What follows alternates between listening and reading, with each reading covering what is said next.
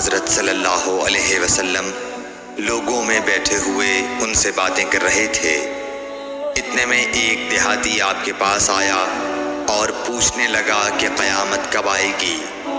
آپ صلی اللہ علیہ وسلم اپنی گفتگو میں مصروف رہے۔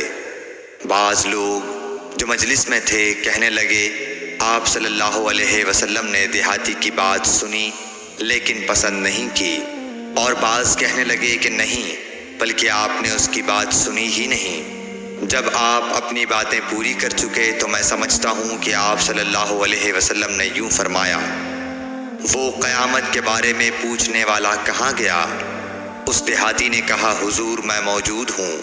آپ نے فرمایا کہ جب امانت ایمانداری دنیا سے اٹھ جائے تو قیامت قائم ہونے کا انتظار کر۔ اس نے کہا، ایمانداری اٹھنے کا کیا مطلب ہے؟ آپ صلی اللہ علیہ وسلم نے فرمایا کہ جب حکومت کے کاروبار نالائق لوگوں کو سونپ دیے جائیں تو قیامت کا انتظار کر۔